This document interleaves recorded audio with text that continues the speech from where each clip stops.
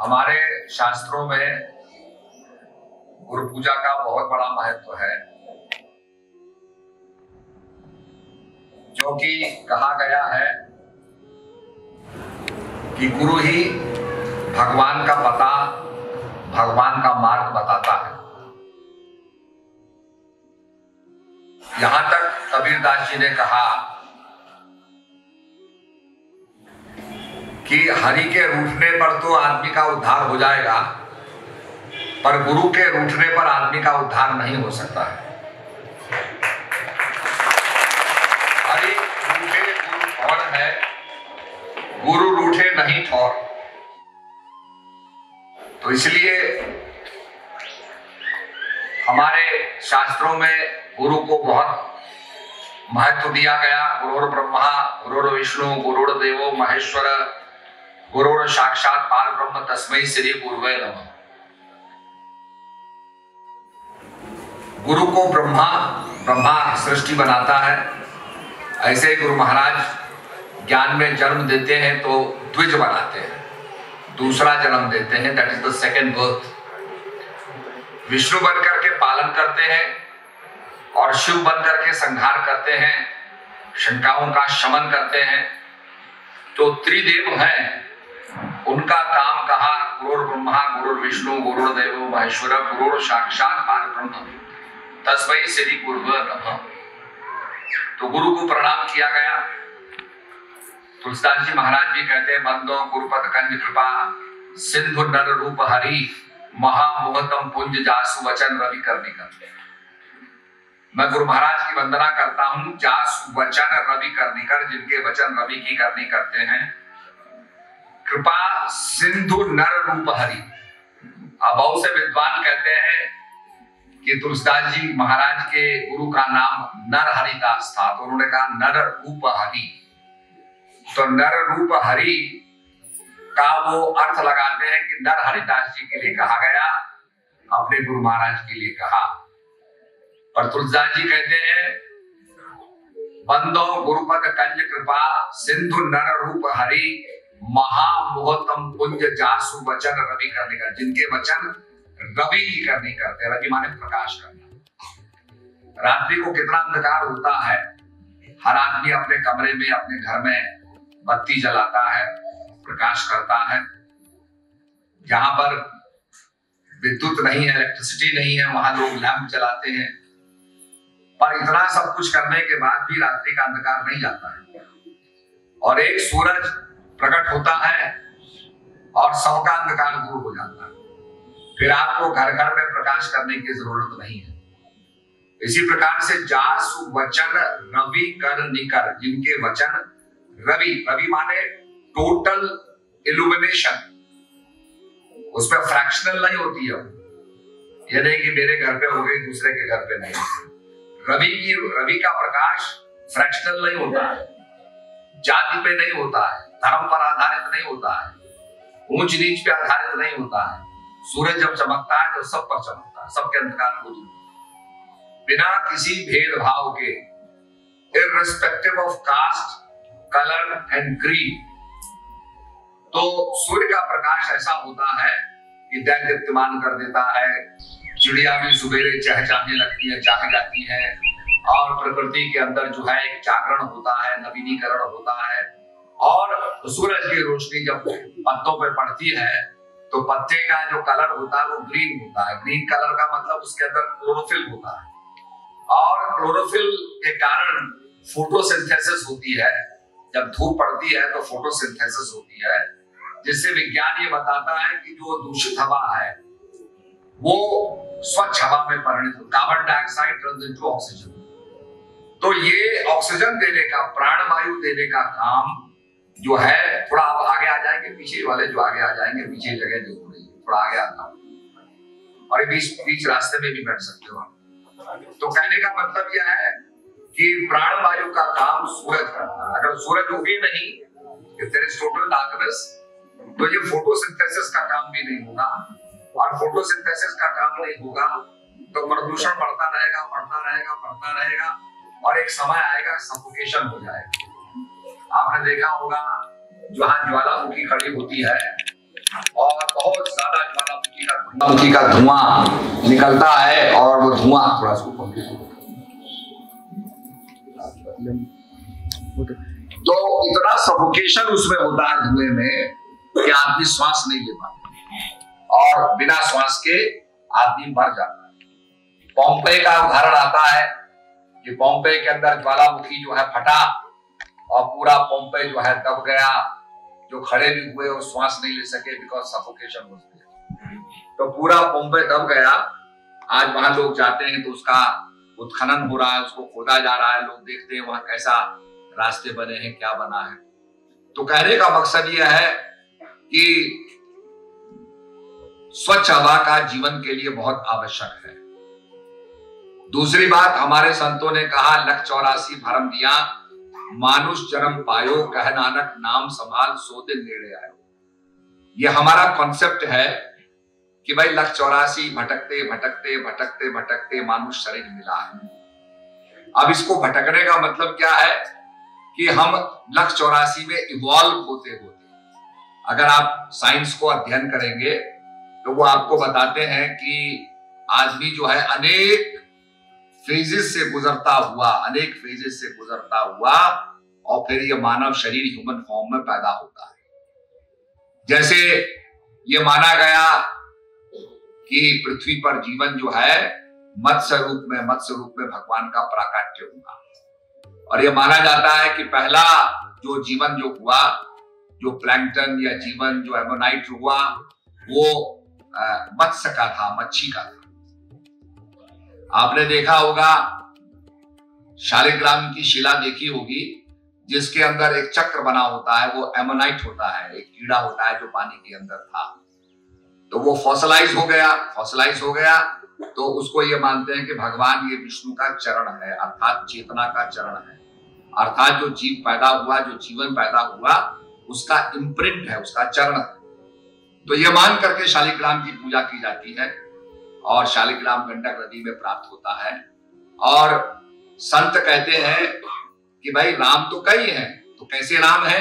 तो कहा प्रथमो शाली राम है, उसको शाली राम कहा गया, शालिग्राम कहा गया। प्रथमो शाली राम है, जिसके अंदर चेतना का सबसे पहली अभिव्यक्ति है। दूजो पारस राम, दूसरे परशुराम जी हुए, जिन्होंने धरती पर जो है 21 बार क्षत्रियों का जो है विनाश किया, पृथ्वी को साफ करते रहे, अत्याचारियों को हटाते रहे, उनका नाम परशुराम है। और तीसरे राजा राम है, और चौथे आत्म राम, और चौथे राम जो है आत्म राम है। रमय निरंतर आत्मा, वो आत्मा निरंतर हर व्यक्ति के अंदर रम रही है। रमय निरंतर आत्मा सब घट आठों याम, वाही ते संतन धरो राम ताही को नाम। उसको इसलिए राम कहा गया कि वो सबके हृदय के अंदर रमण करता है। तो 84 लाख का मतलब ये नहीं होता कि 84 लाख का मतलब हम पहले तो माँ के अंदर प्लैंकटन के रूप में, जल के रूप में हम लोग उसका प्रारंभ होता है, प्रादुर्भाव होता है, फिर धीरे धीरे उसमें विकास होता है। तो जो 84 लाख योनियां हैं, अनेक प्रकार की योनियां हैं, इस प्रकार से इवॉल्व होते होते होते तब हमें यह मनुष्य का ह्यूमन फॉर्म मिला। तो कहने का मतलब, समझाने का आश्रय यह था कि भाई अनेक योनि, अनेक एवोल्यूशनरी स्टेज से गुजरते हुए और ये मनुष्य का शरीर मिला। अब मनुष्य के शरीर का पोटेंशियल क्या है कि हम संसार को जान सकते हैं, और संसार को जानने के साथ साथ अपने आप को भी जान सकते हैं। जानवर केवल मात्र संसार को जान सकता है, अपने आप को नहीं जान सकता।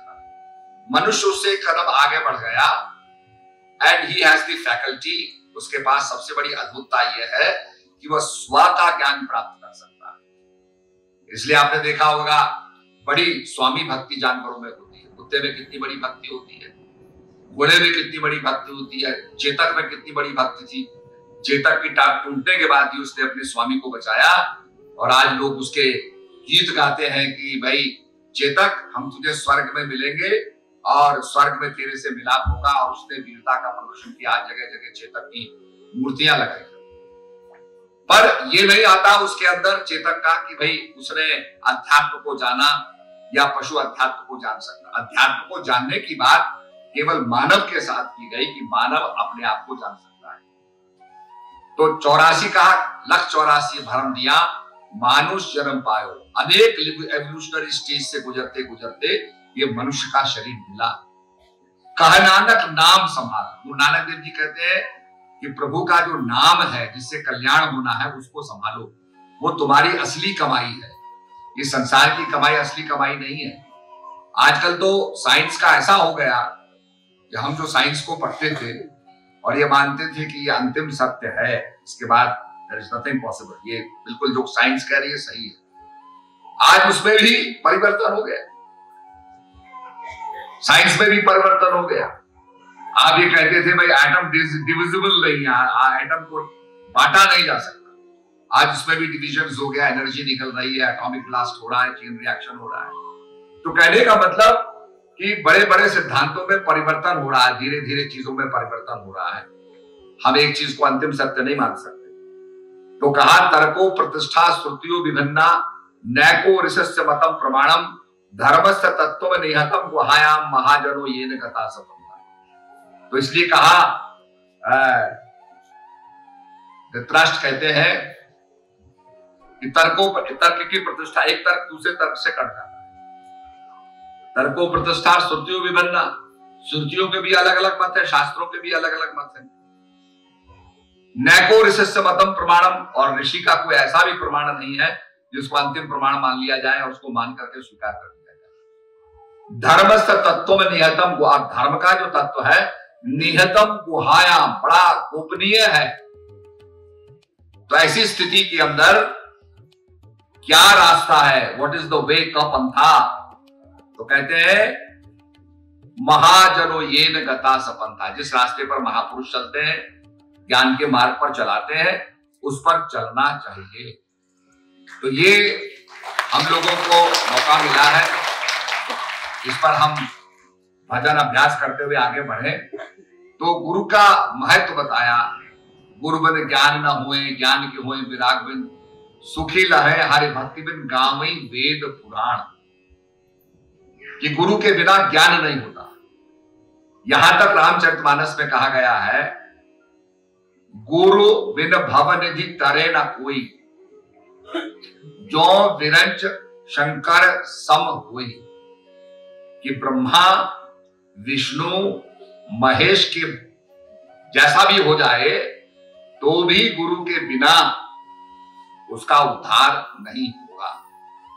इसलिए भगवान कृष्ण को सांदीपन ऋषि के पास जाना पड़ा, भगवान राम को वशिष्ठ जी के पास जाना पड़ा, वशिष्ठ जी ने विश्वामित्र के पास जाना पड़ा, विश्वामित्र जी ने उनको बताया और ज्ञान देना का काम किया।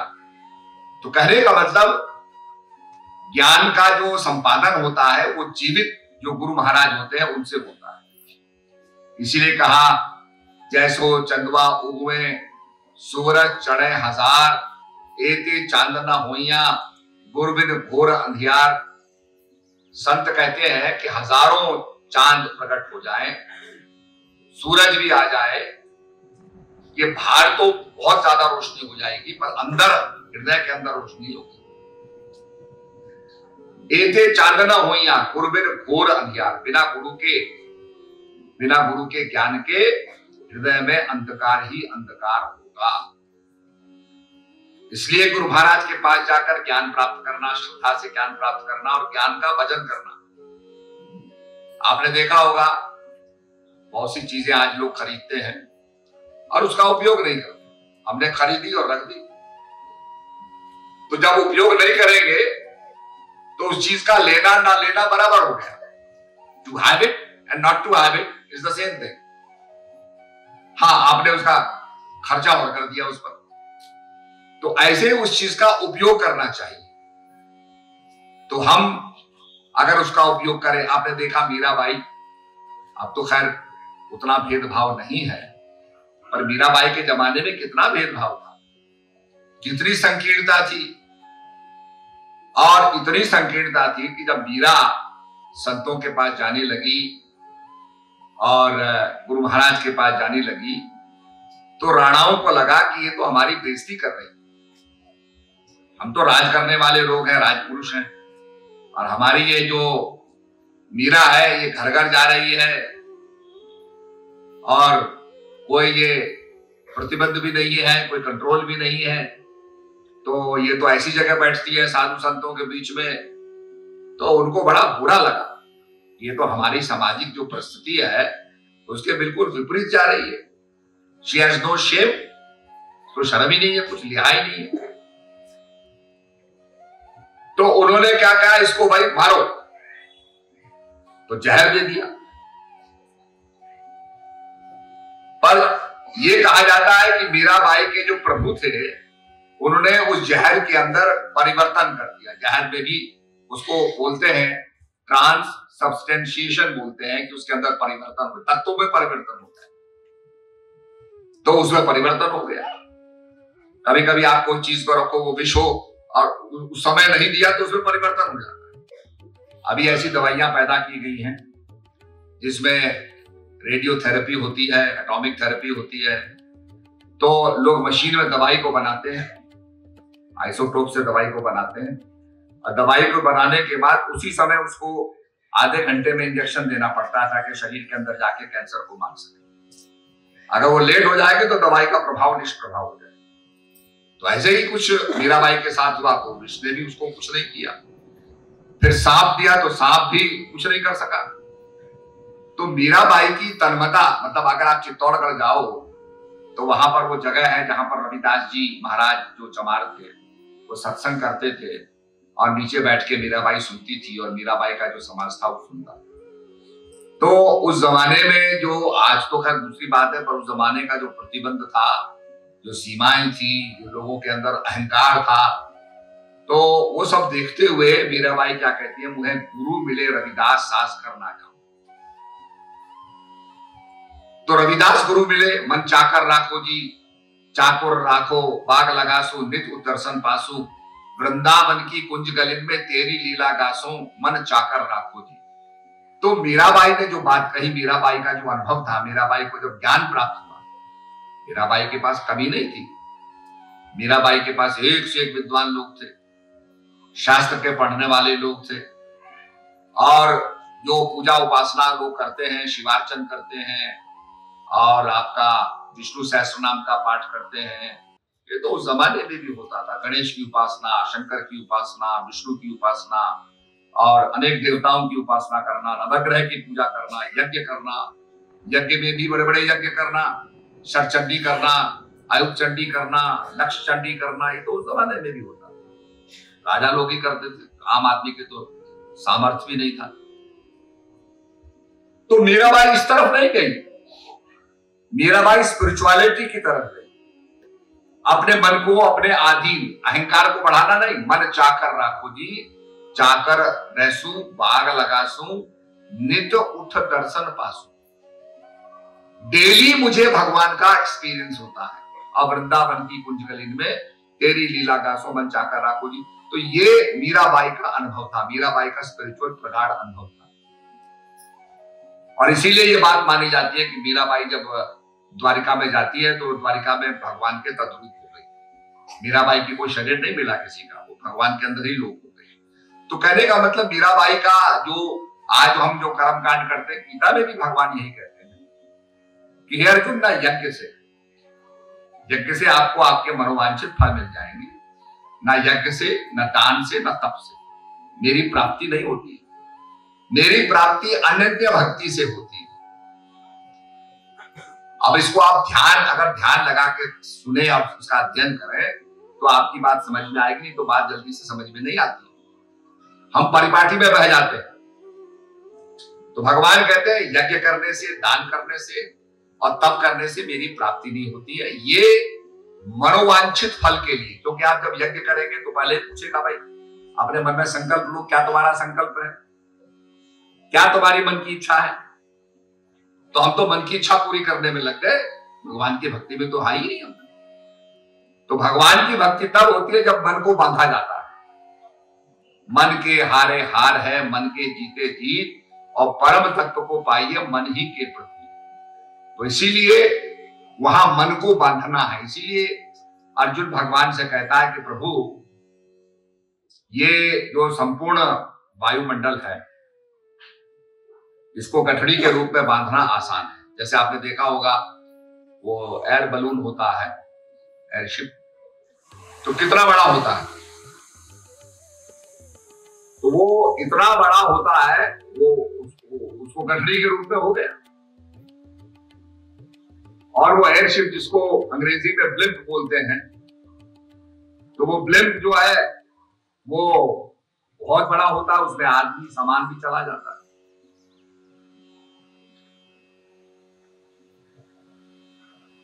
तो कहता है कि ऐसी गठरी बांधना भी आसान है, धरती को बेद करके, बाणों से तोड़ करके, बेद करके, सुराख करके जल निकालना भी आसान है। जैसे आर्टिशियन वेल होता है, तो आर्टिशियन वेल में आप अगर बोर करेंगे तो पानी निकलने लगता है, नीचे पानी होता है।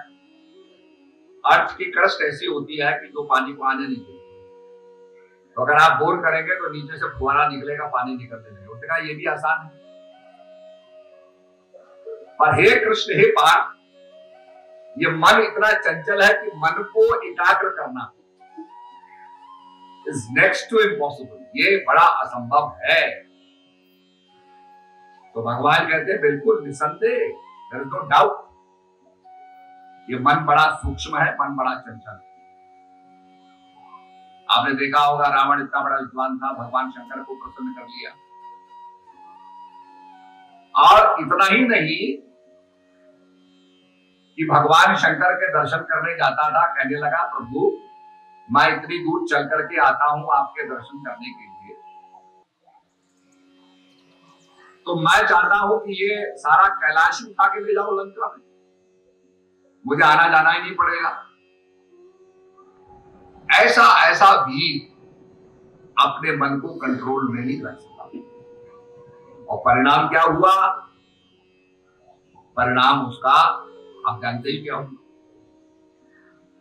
जब भगवान राम ने लक्ष्मण को भेजा कि लक्ष्मण जाओ, ये विद्वान ब्राह्मण है, कुछ ज्ञान की बात बताएगा, तो लक्ष्मण पहले जाके तो सिर की तरफ खड़े हो गए,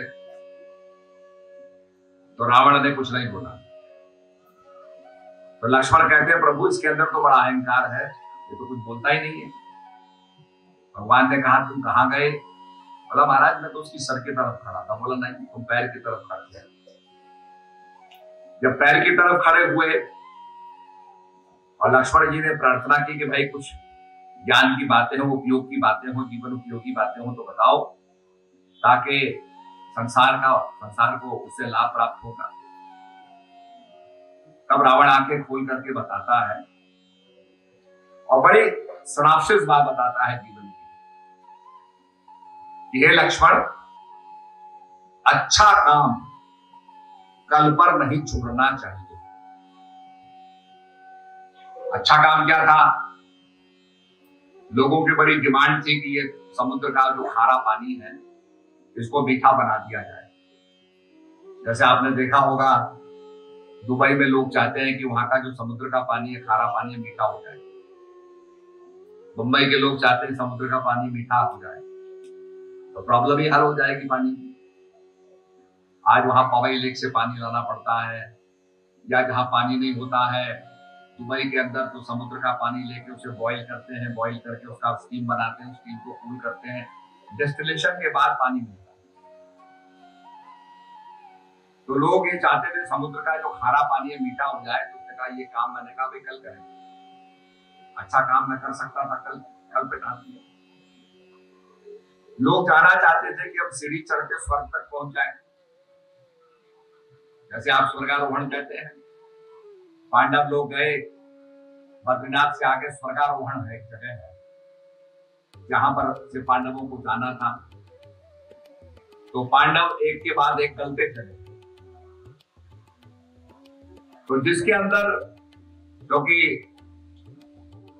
द्रौपदी में मोह था, तो द्रौपदी मोह के कारण वो डिफरेंशिएट करती थी अपनी पत्नियों में।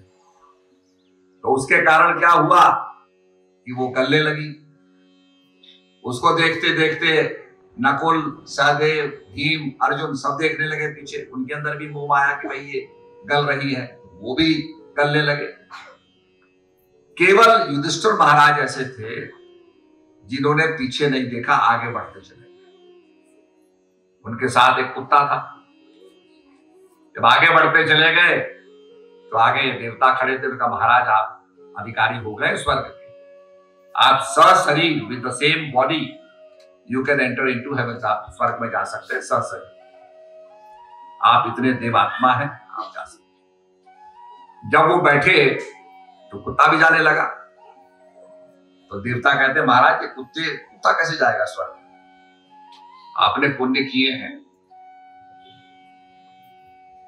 तो युधिष्ठिर महाराज बड़ी अच्छी बात बताते हैं, कहते भैया ये मेरे साथ आया है नीचे से।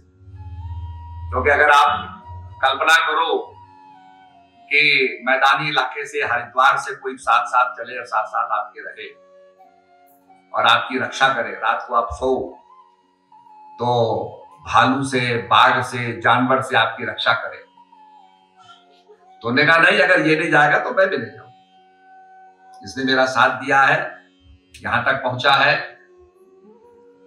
तो मैं कैसे छोड़ दूं? तो देवताओं ने बड़ा आग्रह किया। जब नहीं माने तो थोड़ी देर में क्या देखते हो, कुत्ता जो था तो धर्मराज प्रकट हो गए और कहने लगे युधिष्ठिर महाराज यही आपकी हम परीक्षा लेना चाहते हैं कि आप धर्म को छोड़ेंगे या नहीं छोड़ेंगे। जो आपका जिसने धर्म निभाया, सौभाग्यता निभाई, उसको आपने नहीं छोड़ा। तो कहने का मतलब यह है कि यहां संकल्प लेते हैं, आप संकल्प लेते हैं, वेदी के सामने संकल्प लेते हैं, उसको जीवन भर निभाने का प्रयास करो। तो युधिष्ठिर महाराज सशरीर स्वर्ग गए। तो कहने का मतलब है कि स्वर्गारोहण, कहा मैं स्वर्ग के लिए सीढ़ी मैं बनाना चाहता, लोगों की मांग थी। मैंने कहा इसको भी कल कर लेंगे, क्या बात है, मैंने केवल कहना है और वो बन जाएगा। तो अच्छा काम मैं कल पर पोस्टपोन करता गया और बुरा काम मैं तत्काल करने लग गया।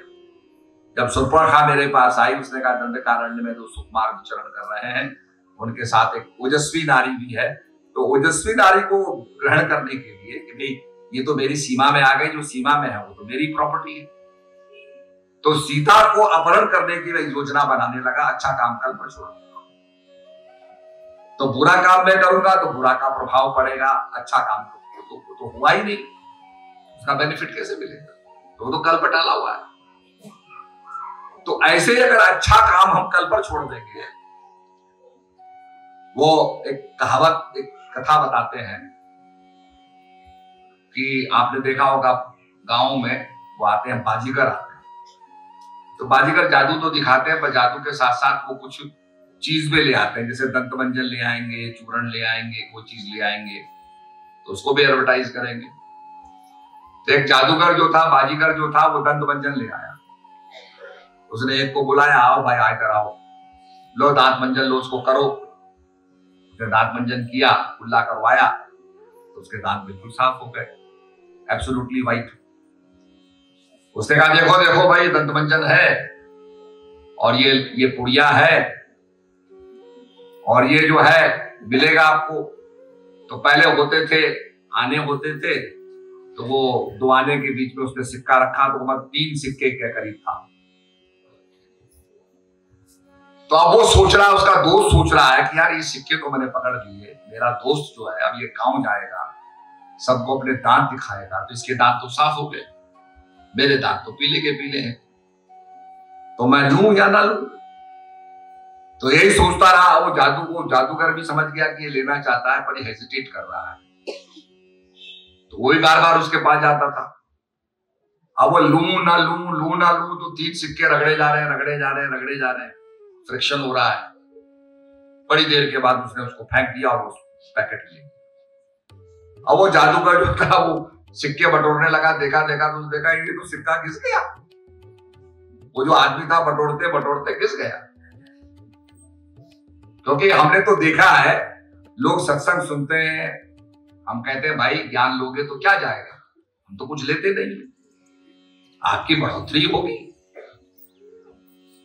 जो आपके पास है उसमें इजाफा ही होगा, भगवान के ध्यान में, भगवान के ज्ञान में इजाफा होगा। तो दुविधा में रहते हैं कि हम ले ना ले,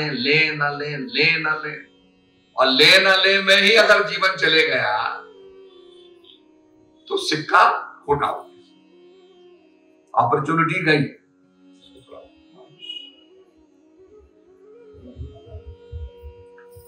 तो ये जीवन में नहीं होना चाहिए। और दूसरी बात, जो ज्ञान की कमाई है इसको सुरक्षित रखना। आपने देखा होगा पांडव लोग क्या थे, जुआ खेला। पहले तो राजपाट लगाया, फिर राजपाट कैसे हथिया ले, फिर क्या है कि साहब हम 14 वर्ष तक वनवास में रहेंगे, फिर अज्ञात वनवास भी हो गया।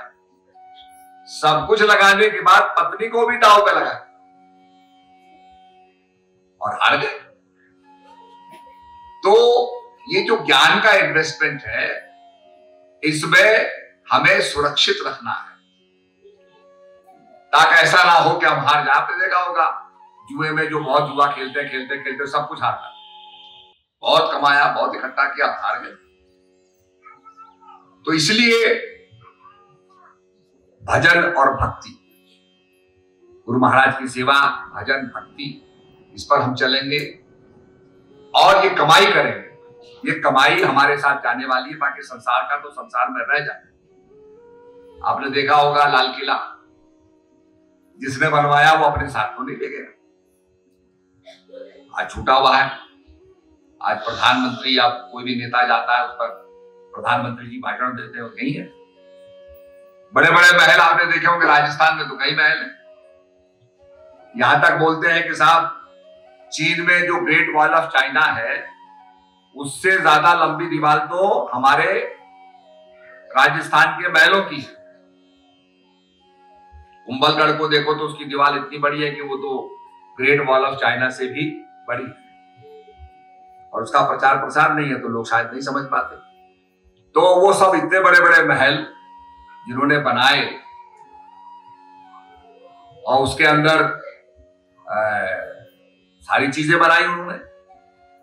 अगर हम घिर जाएंगे तो कहां से निकलेंगे, निकलने के रास्ते, उसके बाद अगर सैनिक निकल नहीं पाए, कुछ हुआ तो उसमें फिर कैसे आत्मदाह करेंगे। जैसे चित्तौड़ के अंदर सबके सब वहां जाकर के चित्तौड़ के अंदर सती हो गए। तो ये सारी चीजें उसके अंदर विचार रखते थे, पर अपने साथ तो महल भी नहीं ले गए, सब कुछ यही छोड़ गए। तो जो नाम की कमाई है यही साथ जाने वाली है। जितना भजन में हमारी प्रगाढ़ता होगी वही साथ जाने वाली है, बाकी संसार का संसार में रह जाएगा। और तभी भगवान गीता में कहते हैं अर्जुन, जो अंतकाल में सुमरण करेगा वो मुझे प्राप्त होगा। मेरा सुमरण करेगा मुझे प्राप्त होगा। अंतकाल में कैसे याद आएगी भगवान की? अब लोग बहुत से कहते हैं जी अंतकाल में कैसे आप कह रहे हैं। मैंने कहा भाई देखो, आपने किताब पढ़ी, किताब आपको कंठस्थ है, सारी किताब, सारे प्रश्न जो है आप जानते हैं, पूरा लिटरेचर सब कुछ आपको ज्ञान है। पर आप जब परीक्षा भवन के अंदर जब आप लिखेंगे तो जो लिखेंगे उसी पे तो नंबर मिलेगा। अगर लिखेंगे तो मिलेगा, नहीं लिखेंगे तो 0 मिलेगा। तो जो परीक्षा हॉल के अंदर ज्ञान कितना भी आपका हो अपनी जगह पर है, whatever you will write उस पर आपको नंबर मिलेगा। ऐसे ही हमारा जो अंतिम समय होता है, जो भजन करते हुए जो हमारा जितना हमारा ध्यान होगा उसी के प्रकार योनियां बताई गई। अब अंतिम समय याद कैसे रहे? अभी तो हम पढ़ाई करते हैं दिन भर, या तो परीक्षा के टाइम में याद रहे, पढ़ते रहते हैं, रात भर पढ़ते हैं, दिन भर पढ़ते हैं, तो ताकि परीक्षा के टाइम में हम भूल ना जाए। क्योंकि यूपी के अंदर क्या होता था कि लड़के चाकू लेकर के टेबल पर मार देते थे और नकल करते थे। तो मास्टरों ने कहा भाई इनको नकल करने से रोकना तो बड़ा दिक्कत है, तो इनको नकल ही करने दो। तो ऐसे क्वेश्चन फ्रेम करते थे कि जिसने पुस्तक को नहीं पढ़ा उसको यही नहीं पता होता था कि इसका जवाब कहां पर है, वो पन्ना पढ़ते रहे। तो ऐसे एग्जामिनेशन के पेपर फ्रेम होने लगे कि जिसने किताब ही नहीं पढ़ी वो जानता ही नहीं था कि कहां इसका जवाब है, वो पन्ना ही पढ़ता करते हैं ताकि अंतकाल में याद आए। तो जीवन में जो रिपीट करते हैं वो अंतकाल में भी याद आती है, और अंतकाल में जो हमें चिंतन भगवान का हुआ तो हमारा मोक्ष कल्याण। मोक्ष का मतलब क्या है? आपने देखा होगा, चने ले लो, चनों को बो, अंकुर निकल आता है, स्प्राउट निकल आता है। आजकल लोग अंकुर खाते हैं, स्प्राउट के अंदर प्रोटीन होता है। पर अगर उन्हीं चनों को भून दो तो उगते नहीं।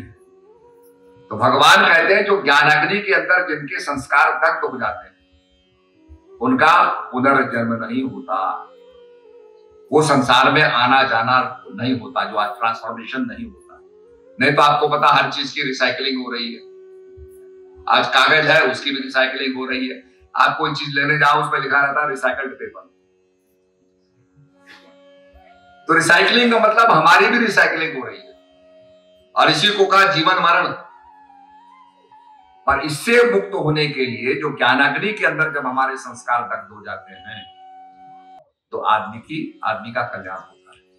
तो ये अनेक शास्त्रों में उदाहरण दिए गए हैं जिनका हम चिंतन करें, सत्संग को सुने और सेवा करें। आपका देखो इतना अच्छा ये भवन बन गया है, तो ये अपने आप में सभी प्रेमिक्स के लिए बहुत बधाई के पात्र हैं। अच्छा आपने ये बनाया। और दक्षिण के अंदर खासकर जो आपका ये बेंगलुरु है, ये बड़ा इसकी कनेक्टिविटी है, ये आपके केरला से सभी जगह से जुड़ा हुआ है, तो इसका अपने आप में महत्व है। तो यहाँ पर निश्चित रूप में ये भवन बन के बना, ये सेवा करेगा, ज्ञान प्रचार करेगा, इसीलिए बनाया गया है और बन के अब तैयार भी हो गया है। थोड़ी सी इसमें और काम बाकी है, तो सभी इसमें सहयोग करेंगे तो ये पूरा हो जाएगा। और फिर यज्ञ का जो पूर्ण आहुति है, पूर्ण आहुति के अंदर सबको सहयोग देना चाहिए, तो पूर्ण आहुति होगी। तो निश्चित रूप में सभी आएंगे, पूरा परिवार आएगा। तो समय जब इसका तो मैं यही कहना चाहता हूं। अभी हम लोग आपके जैसलमेर में कार्यक्रम करके आए, बहुत बड़ा कार्यक्रम जैसलमेर में हुआ। उसके बाद बहुत से स्थानों पर, जौनपुर में और बहुत से स्थानों पर सत्संग का कार्यक्रम करते हुए हम आ रहे हैं, और कार्यक्रम टेलीविजन पे भी आते रहते हैं, उससे भी प्रचार होता है। अभी हम लोग अमेरिका गए थे, तो आयोवा के अंदर आश्रम का स्थापना करके आए, वहां पर भी बहुत बड़ा प्रचार हुआ है। तो कहने का मतलब ज्ञान का प्रचार, ज्ञान अंजन सद्गुरु दिया, अज्ञान अंधेर विनाश, हरि कृपा ते संत भेटिया, नानक मन प्रकाश। तो गुरु नानक देव जी कहते हैं कि मन के अंदर प्रकाश हुआ जब ज्ञानंजन गुरु महाराज थे, और ज्ञान के प्रति दृढ़ता। देखिए गुरु महाराज के दोनों पुत्र थे, गुरु गोविंद सिंह जी के, तो उनको कहा चिन्ह दो इनको, बादशाह ने कहा इनको चिन्ह दो, तो उनको चिन्हा जाने लगा। तो चिन्हा जाने लगा तो जो बड़ा जो भाई था उसके आंखों में आंसू आए, तो छोटा भाई कहता है कि भाई आपकी आंखों में क्यों आंसू आ रहे हैं, आपको डर लग रहा है? उसने कहा नहीं, मुझे इसलिए आंसू आ रहे हैं कि तुम छोटे हो, परंतु सबसे पहले बलिदान देने में तुम जाओगे। तो उनके अंदर इतना दृढ़ भक्ति थी, इतना संकल्प था, और इतनी यातना दी गई, कुछ भी किया गया, पर वो अपने मार्ग पर डटे रहे। तभी कहा धर्मो रक्षति रक्षत, जो धर्म की रक्षा करते हैं धर्म उनकी रक्षा करता है। तो अगर हम ज्ञान भक्ति में लगेंगे तो हमारे परिवार में भी वैसे संस्कार जाएंगे, बच्चों में भी संस्कार जाएंगे, और अच्छे संस्कार होंगे तो आगे बच्चे हमारे अच्छे बढ़ेंगे। आजकल बहुत ज्यादा ऐसे नशा हो गया, कुरीतियां हो गई, इसके संस्कार बहुत ज्यादा फैलते जा रहे हैं। ये हम सोचते हैं विकास तो हम कर रहे हैं, तो विकास के साथ साथ बीमारियां भी बहुत बढ़ती जा रही हैं। आपने देखा होगा डॉक्टर के कितने एक्सपर्ट्स हो गए, कितने विंग्स बन गए, तो जितना जितना औषधि बन रही है उतनी उतनी बीमारियां भी निकलती जा रही है। तो ऐसे ही ये कई कुरीतियां हमारे समाज में पैदा हो गई हैं। तो इसलिए बहुत आवश्यक है कि ज्ञान का प्रचार हो, और अपने जीवन में भी हम ज्ञान को लाएं, तो हमारा जीवन आलोकित होगा, प्रकाशित होगा, जिससे हमारा भी कल्याण होगा। अच्छे व्यक्ति हम बन के चलेंगे तो उससे समाज का भी कल्याण होता है और देश का भी उद्धार होता है।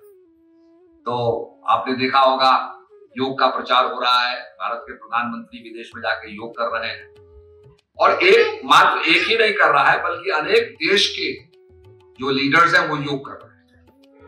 योग तो पहले भी था, पहले भी लोग आसन करते थे, पर जिस प्रकार से योग को पूरे हिंदुस्तान के अंदर और देश के अंदर, विदेशों के अंदर स्वीकार किया गया है, इससे भारत की एक विधा, जो पतंजलि महर्षि ने जो विधा दी कि भाई योग के जरिए चित्त वृत्ति निरोधश्च योगा, चित्त की वृत्तियां, उनका निरोध करना, तो ये महर्षि पतंजलि ने किया है। तो इसका प्रचार प्रसार दुनिया में हो रहा है। अब इसके मूल को कोई आदमी ये समझता है कि भाई हम आसन कर ले यही योग हो गए। आज तो यही समझा जा रहा है कि आसन कर लो योग हो गए। तो महर्षि पतंजलि ने अष्टांग योग की चर्चा की है। यम, नियम, आसन, प्राणायाम, प्रत्याहार, धारणा, ध्यान और समाधि। तो यम नियम तो पहले कुछ डिसिप्लिन है, सत्य बोलो, कुछ डिसिप्लिन करो। आसन हो गया, ये आपके योग के जो आसन है, इसमें कई आसन, सूर्य नमस्कार है, कई आसन है। उसके बाद प्राणायाम, प्रत्याहार, धारणा, ध्यान, फिर वो सूक्ष्म होता जाता है, अंतर्मुखी होता जाता है। और फिर उसके बाद समाधि। समाधि माने जहां ध्येय, ध्यान और ध्याता का समन्वय होता है, ज्ञेय और ज्ञान और ज्ञाता का समन्वय होता है। भगवान में चित्त लगाना, भक्ति और लगाने वाला भक्त, तीनों का समन्वय होता है। तो ये योग की पराकाष्ठा है, जिसको दुनिया समझती नहीं। तो भारत के अंदर इसकी सूक्ष्मता को दर्शाया गया है। और तभी पतंजलि एक सूत्र में कहते हैं, चित्त वृत्ति निरोधश्च योगा, to control the fluctuations of the mind is yoga. योग युज धातु से बना है। युज धातु माने होता है मिलन करना। जैसे आप जल में अगर चीनी मिलाते हैं, चाय बनाते हैं तो चाय में आप चीनी मिलाते हैं। मिश्रण से कोई चीज बनती है। जब दो चीजें मिलती है तो तीसरी चीज का वो होता है, शरबत बन जाता है। तो योग का माना मिलन, परमात्मा से मिलन, उस शक्ति से मिलन, आदि शक्ति से मिलन। ये चीज हमारे योग शास्त्र में बताई गई। तो निश्चित रूप में ज्ञान का भजन करते हुए, और यहाँ इसके बाद शायद भोजन भी आपका रखा है, तो मैं समझता हूँ कि डिसिप्लिन के साथ साथ धक्का मुक्की मत करना भैया। भोजन भाग नहीं रहा है, भोजन के पैर नहीं होते हैं, रोटी के पैर नहीं होते हैं, भागेगी नहीं वो यही है। तो आप जब लाइन में लग के जाओगे तो सबको प्रसाद मिल जाएगा। और हमें डिसिप्लिन का दिखाना चाहिए कि डिसिप्लिन के साथ, आत्मानुशासन के साथ हम लोग लें। सबके लिए प्रबंध किया है महात्मा जी ने और यहाँ प्रेमियों ने। तो लाइन से लग के आप जाएंगे तो सबको भोजन मिल जाएगा। इन्हीं शब्दों के साथ सबको मेरा आशीर्वाद। हरिओम।